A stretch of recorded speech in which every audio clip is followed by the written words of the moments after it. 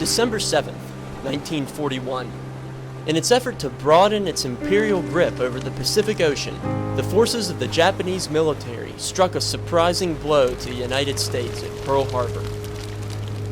As war was declared by Congress the following day, the initial shock of many white Americans turned to a heated desire for vengeance against the Japanese race. With fear of enemy infiltration widespread along the West Coast, over 110,000 Japanese Americans were forcibly and illegally relocated to primitive detention camps in arid deserts and remote foothills. The campaign to consolidate Japanese Americans under the constant supervision of the armed forces remains one of the greatest violations of civil liberties in the nation's history. Despite being stripped of the rights and privileges of citizenship, thousands nonetheless stepped forward to vindicate themselves as loyal Americans.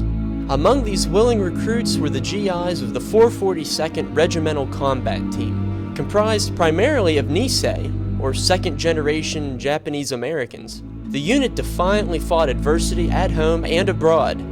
Throughout the summer of 1944, the 442nd hurled its way through Italy with distinction in the fights for Belvedere, Hill 140, and across the Arno River. Now, the infantrymen would enter the battle for France. Nearly 5 months after the Normandy invasion, Allied control of France was far from complete.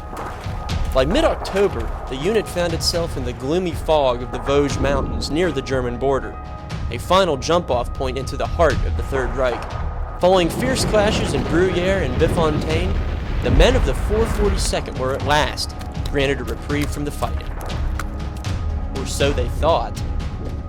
On October 23, 1944, only a few miles away from the Nisei soldiers, part of the 141st Regiment became surrounded by fierce German troops. The impulsive and bigoted General John E. Dahlquist, attempting to reverse his own errors, ordered the 442nd into the fight to relieve the beleaguered Texas National Guard unit. On October 27th, the troops proceeded into the ominous darkness of the mountain woods, with many holding onto the belts of the men to their front to avoid being lost. As they encountered stiff resistance and American survivors, Dahlquist's fiery insistence on advancement continued pushing the GIs toward danger.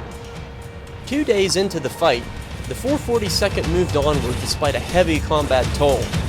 Men were being cut down left and right. Incensed by the loss of their brothers, the Nisei soldiers took matters into their own hands.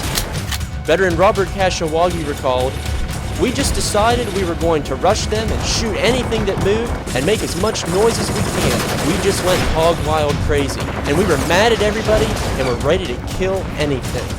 One historian noted of this dramatic moment, "By ones and twos, almost spontaneously and without orders, the men got to their feet and, with a kind of universal anger, moved toward the enemy position."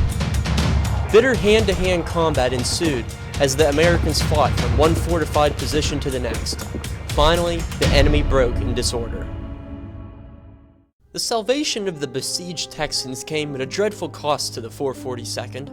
Over 800 of its men became casualties in this engagement alone. Throughout the entire course of the war, the unit received some 18,000 medals and commendations for its heroics, the most decorated American unit of the Second World War.